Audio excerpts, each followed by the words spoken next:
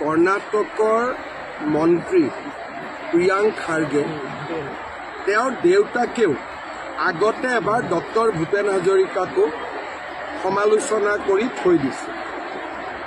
আজি প্ৰিয়াংক খাৰ্গে কৰ্ণাটক এখন ডাঙৰ ৰাজ্য, তেওঁলোকে কৈছে যে ছেমি কণ্ডাক্টৰ ইণ্ডাষ্ট্ৰীটো কৰ্ণাটকত হ'ব লাগিছিল।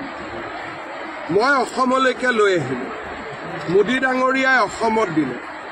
তাৰ পৰা আপোনালোকে বুজি পাব যে অসমৰ ভৱিষ্যতৰ কাৰণে কিমান ডাঙৰ কাম এটা প্ৰধানমন্ত্ৰী মোদী ডাঙৰীয়াই কৰি দিলে, যাৰ কাৰণে কৰ্ণাটকৰ দৰে ডাঙৰ ৰাজ্য এখনৰ আজি ৰাতি টোপনি নহা হৈছে। অসমৰ মানুহে নিজেও ভবা নাই যে ইমান ডাঙৰ উদ্যোগ এটা অসমত আহিছে, কিন্তু কৰ্ণাটকৰ দৰে ৰাজ্যত খলকনি লাগিছে যে এইটো অসমত কেনেকৈ হ'ল। অসমৰ মানুহেও মোক ইমান ধন্যবাদ দিয়া নাই যে ইমান ডাঙৰ কাম এটা হৈছে। এতিয়াহে সাংবাদিকসকলে সুধি আছে ছেমি কণ্ডাক্টৰৰ বিষয়ে। তাৰমানে আপোনালোকে বুজি পাওক যে অসমৰ ভৱিষ্যতৰ চেহেৰাটো যোৱা 5টা বছৰত আমি কিমান পৰিৱৰ্তন কৰিব পাৰিলোঁ। এক প্ৰকাৰ প্ৰিয়াংক খাৰ্গেক মই ধন্যবাদে দিব লাগিব।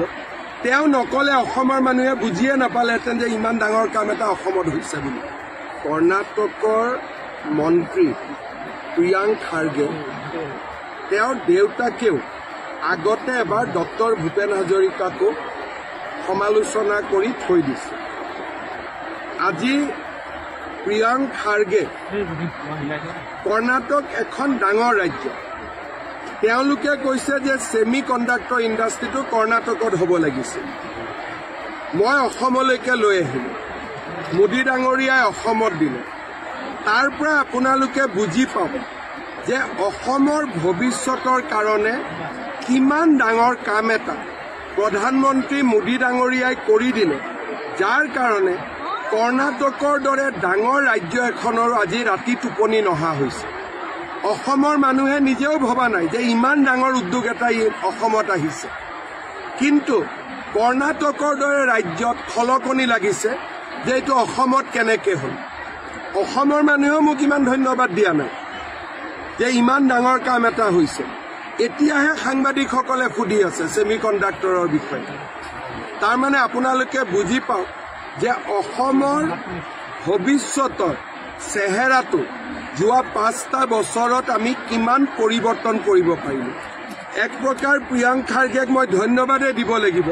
তেওঁ নকলে অসমৰ মানুহে বুজিয়ে নাপালেহেঁতেন যে ইমান ডাঙৰ কাম এটা অসমত হৈছে বুলি।